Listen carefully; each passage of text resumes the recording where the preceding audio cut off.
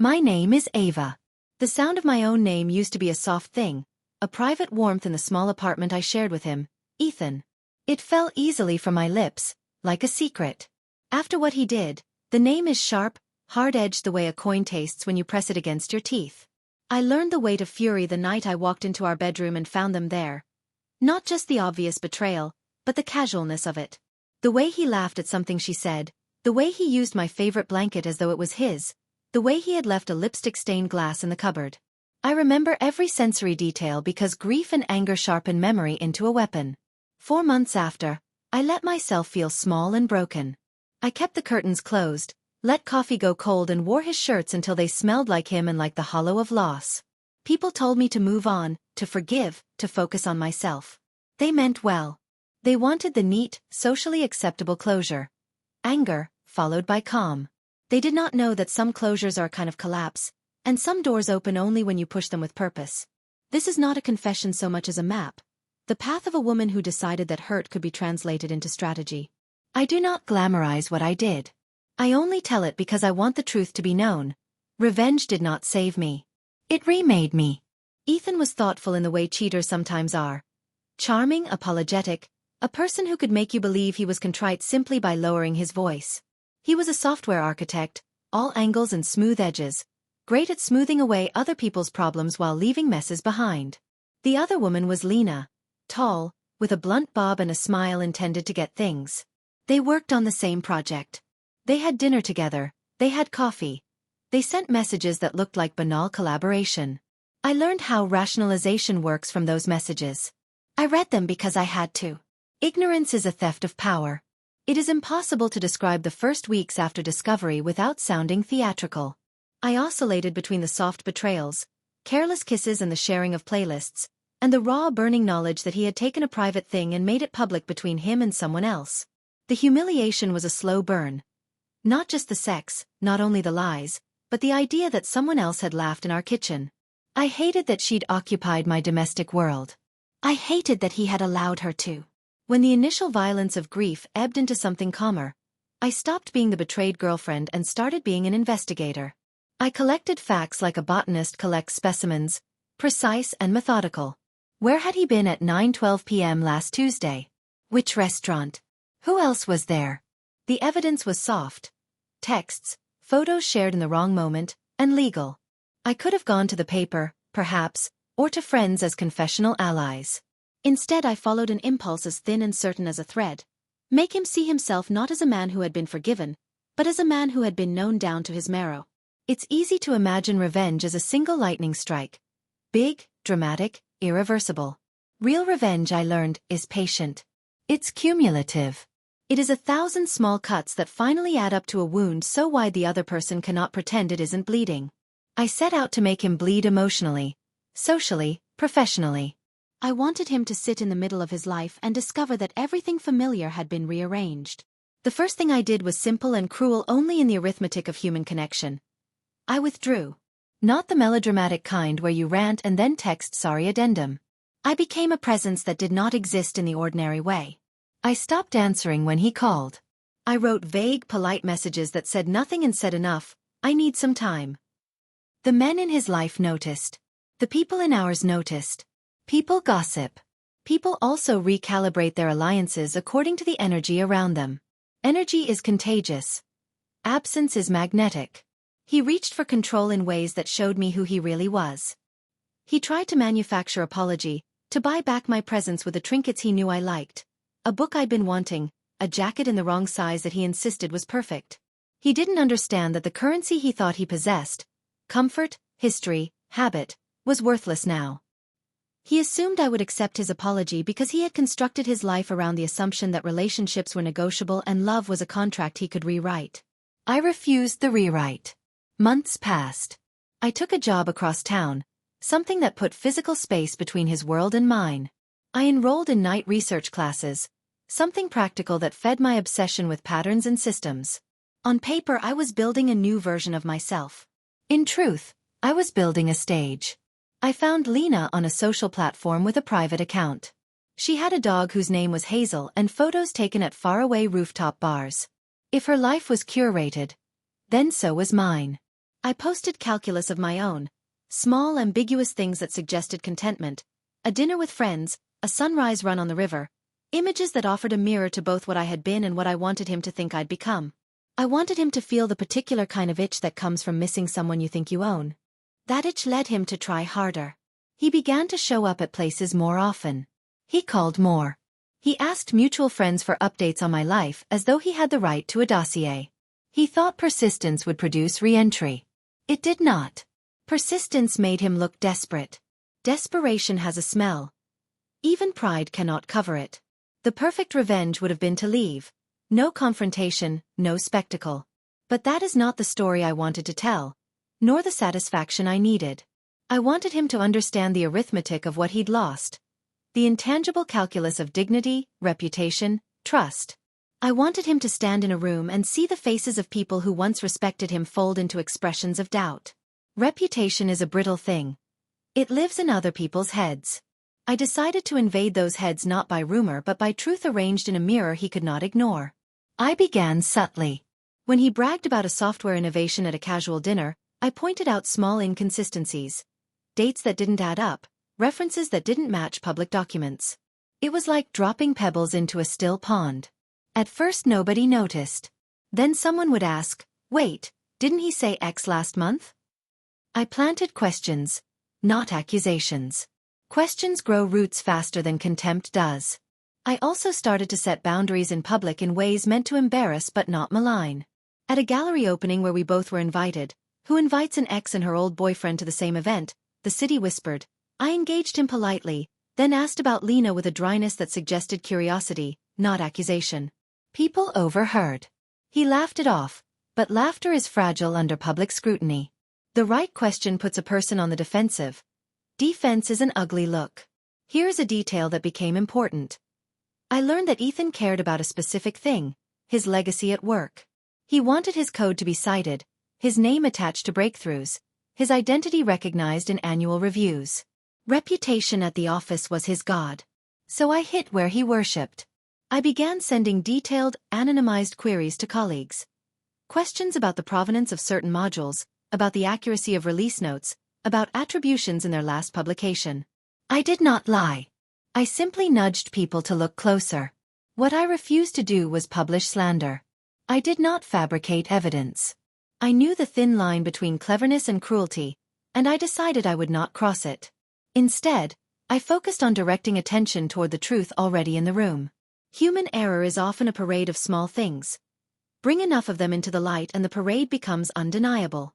Then came the night of the presentation, the kind of evening that already felt like a chessboard. Ethan was to unveil a new collaboration at a tech conference. The auditorium would be full of peers. The city's startup media would be there. He planned a performance, the confident swagger, the slide deck, the polished demo. He assumed admiration would be the predictable outcome. I bought a ticket. I sat in the middle row, my face deliberately blank. I watched him walk on stage like a man who had rehearsed reconciliation in his head and found it sterile.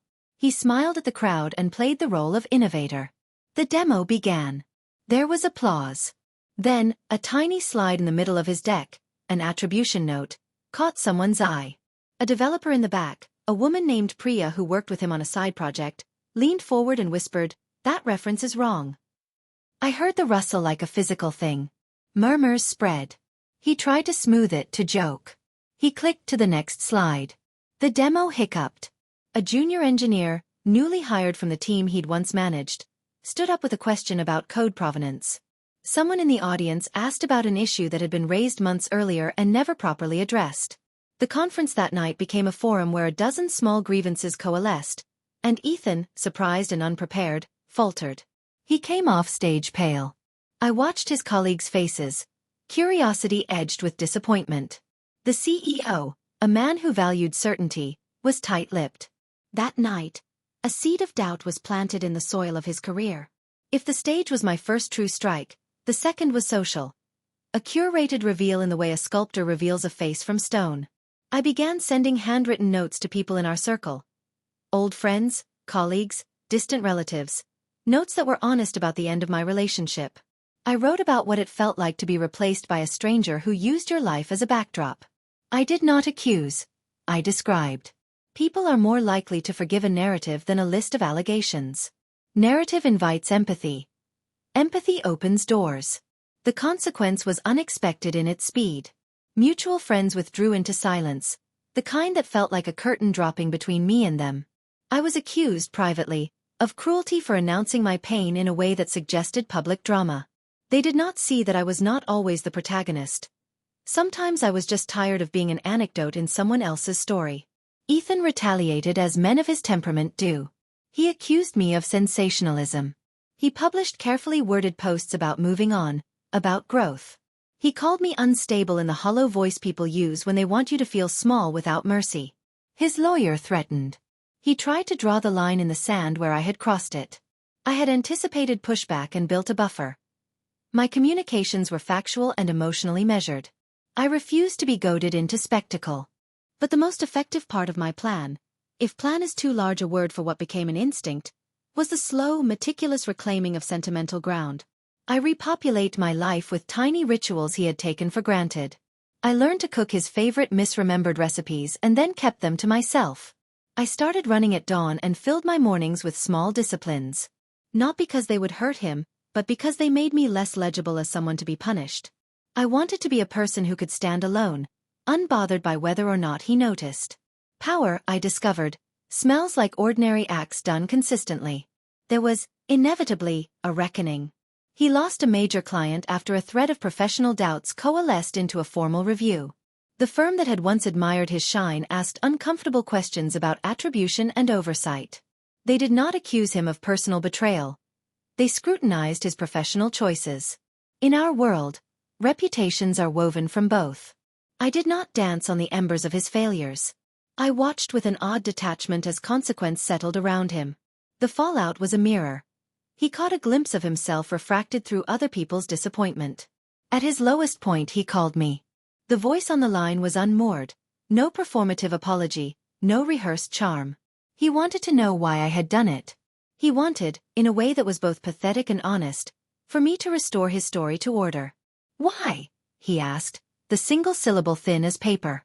Because you made me small, I said. It was the simplest truth. Because you used my life as furniture.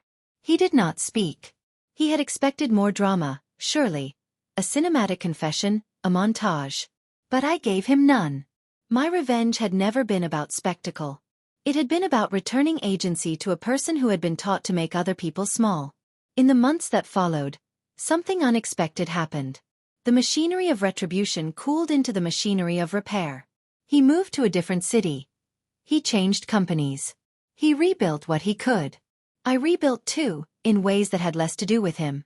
I met people who had never known our history and therefore were not subject to its residues. I learned how to be intimate without fear, how to let silence be not suspicion but space. People asked whether I was satisfied. It's a strange question, because satisfaction implies completion, a box checked. Revenge does not complete you. It clarifies the edges of a wound, but it does not erase the scar. There is still a rawness in places I did not expect. An old favorite playlist that makes my chest tighten, a place we used to sit that I now avoid. There is also a steadiness I did not possess before. The ability to name my needs and the conviction to refuse compromise when the price is my dignity. There was one final scene that felt like true victory, not because I had a dramatic flourish, but because the world acknowledged my life as wholly mine again.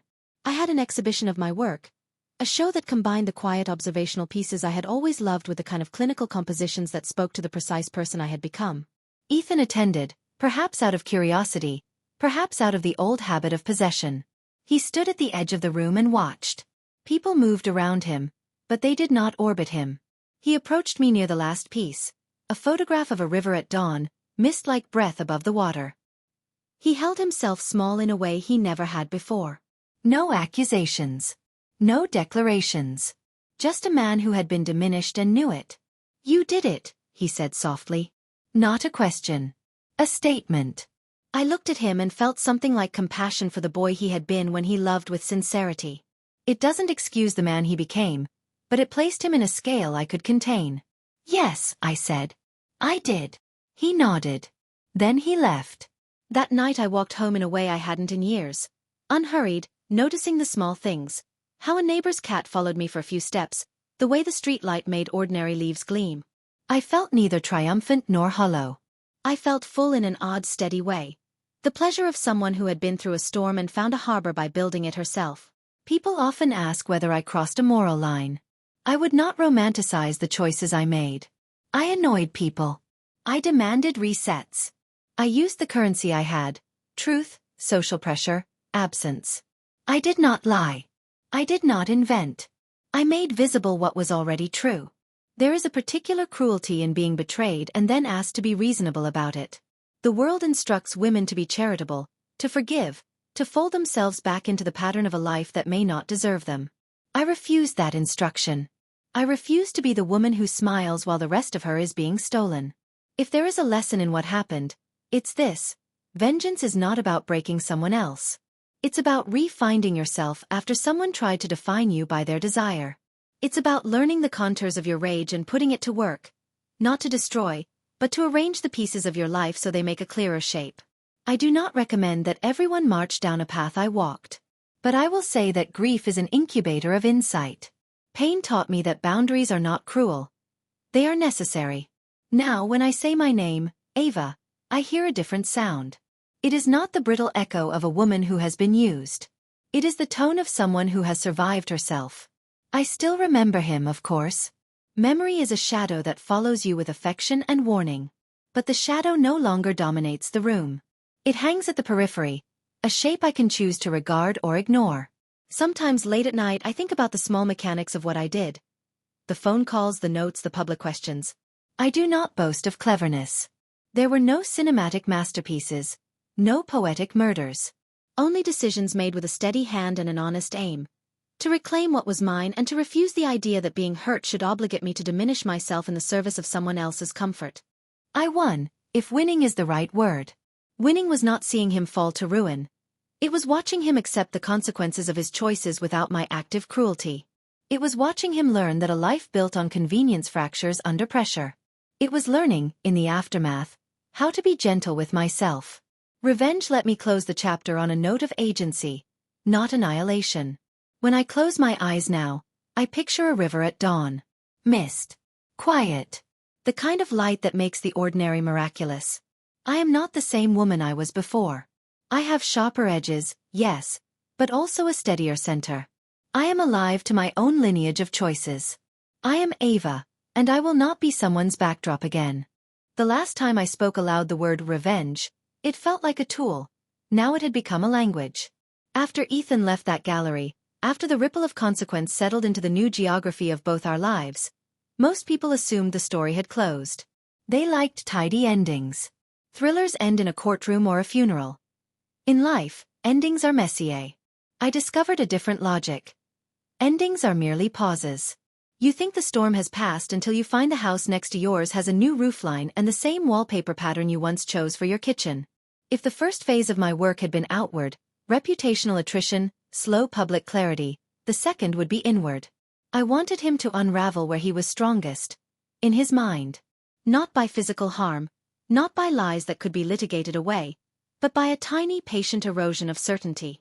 Psychology is architecture, and certainty is mortar. Crack the mortar, and even the prettiest brick will shift. I started with the small things people rarely notice until they become glaring. The thermostat in his apartment would be set 2 degrees lower than he remembered. A book he placed on the shelf would be slightly askew. A Spotify playlist he adored would gain a track he swore he had never heard. Little intrusions. Annoyances that breed self-doubt because they can't be explained by a single event. How did I know which small intrusions would work? Because I had been disoriented after discovery. I remembered how easily reality could feel unstable when your trust is gone. I harvested those memories like seeds. I also paid attention to Ethan's habits. His hours, the people he trusted, the topography of his apartment. He still kept a spare set of keys in a plant pot on the balcony, oblivious to the fact that anyone with a will and knowledge could lift them. He kept routine changes in his calendar but rarely guarded the calendar itself. He loved patterns. Predictability soothed him like a soft sweater. That would be his downfall. I did not become a stalker in the lurid sense. I became a cartographer of his life. I watched where he left his shoes, the angle he left his laptop screen, the brands he responded to on social media. Observation is less thrilling than people expect. It's tedious. It's laundry lists and timestamps. But from tedium emerges leverage. I began to place things. Not false crimes, never anything defamatory, but objects that demanded interpretation. A faded Polaroid of him and Lena on a beach appeared tucked into the spine of a book he would inevitably open. A receipt from a cafe he'd never visited turned up in the pocket of a jacket he'd left at the office. A message, anonymous, polite, slid under his door, check your backup. You may have missed one. His first reaction was irritation. His second was the animal one. Hunt. Hunt is the precise word for what followed. Ethan, who had cultivated the persona of control, swung hard into micromanagement. He started locking his laptop. He changed his morning routes. He triple-checked his team's commit logs. Anxiety makes you talk to strangers about the strangest things. It makes you post on forums, seeking reassurance from strangers who are, by design, uninvested. That is where I fed the smallest seeds of doubt into wider systems. But planting items and sending anonymous notes was not enough. People are adaptive. They find patterns and integrate them. To deepen the uncertainty, I needed a mirror. Someone who could reflect his fear back at him with authority. That someone was not Lena. Lena had been peripheral once. Now she was a lever. I reached out to Lena discreetly. The first messages were clinical, polite. A recognition of the rupture, an offer to exchange accounts so that neither of us would be surprised by mutual foolishness in the future. She answered with guarded politeness and, to my unanticipated relief, curiosity. Lena had been a participant in the affair, but she was not the shape of the thing I had to break. She was, however, a person whose presence in Ethan's mind was a constant variable. I did not need her to hate him. I needed her to be reliable. We met once, in a cafe that smelled of coffee and the sort of pastries meant to impress. Lena was thinner than her profile photo suggested. Eyes rimmed with the fatigue of someone who had justified compromises until they blurred. We spoke like conspirators of an odd sort. I told her honestly what I had done and what I planned. She listened, then laughed, a startled, brittle sound. You could ruin him, she said, as if making a confession of possibility. No, I corrected. I intend to unsettle him. To make him count the costs of his choices. That distinction mattered to Lena. She agreed to small things. Messages from a number he didn't have, a chance sighting that would make him wonder if she was in town when she was not. She would not lie in court, but she could be an errant presence in the theater of his thoughts. She became the echo to the pebble I had already thrown. Ethan tightened like a fist. He hired a private cybersecurity consultant, hired a cleaner, swapped locks, and then, paradoxically, revealed more. Paranoia unspools secrets because the mind, under pressure, seeks to reassert control by scanning everything. He began sending me messages again, thin invitations dressed as attempts at closure. They were recipes for me. Coffee. Talk. Can we be adults? He wanted a narrative repair. He wanted a fixed endpoint. I wanted instead to widen the horizon of his doubt until it was a landscape rather than a single event. So I changed tactics. If he could not be humiliated by spectacle, he could be dismantled by intimacy's mimicry. I began to send him items that had belonged to me, appearing to have been found, in places he thought only he occupied. A bookmark with a margin note he recognized my handwriting on. A pressed leaf I had once used as a bookmark in a novel he now read. The logic of those tokens was perverse and elegant. They suggested that the barrier between our lives was thinner than he had supposed. He accused me once, bluntly, in a voicemail I kept because of the texture of his voice. Raw, pleading. Stop, he said. This is insane. Insane is a useful word. It delegitimizes what you cannot prove. I learned how to use it against him by making his own experience feel like a private dissent. There were risks. There always are. I never wanted the consequences to spill into harm for bystanders. My rules were fragile but clear. No lies that would be actionable, no theft that anyone could trace to me directly, and no irreversible physical harm. The moral calculus was personal, not legal. I knew when I pushed too far because people started to look at me differently, and I stopped when compassion required it. But compassion doesn't preclude cruelty's strategic use. Sometimes it demands it. The psychological theater worked because it exploited his self-image. Ethan saw himself as rational, a man whose feelings could be ordered like sheets in a drawer. When those sheets began to seem damp and moldy, he could not believe it. His attempts to prove their dryness only spread the stain. At work, he became defensive. He misread emails and lashed out at colleagues. The project that had been his centerpiece had to be reorganized. He confronted Lena in an awkward public way that only made him look unstable. Colleagues who once admired his certainties now flinched when he declared them. But the deepest effect was the one no one could document: his interior weather. Once, at a company retreat, I saw him standing by a window, the city as a smeared watercolor behind him. He looked like someone listening to a voice only he could hear. That, more than any public stumble, was the victory I wanted. Reputation is public. Sanity is private. To unsettle someone's sanity, without breaking them, without giving authorities anything to pin on you, is a slow art. And yet, somewhere between meticulous planning and dull repetition, something else crept in: curiosity. Not mine this time but his. He began to study patterns the way I had. He started to collect anomalies: a receipt, a text, a misplaced jasmine sprig. The hunter shifted. He learned to stand inside suspicion. It changed him. He grew thinner, yes, but also sharper in ways that made me uneasy. You cannot hammer someone's mind into fragility without reshaping them into something new. Sometimes into a more dangerous version. Then the first real surprise arrived. An email from a journalist. A short note with a subject line that made my chest tighten.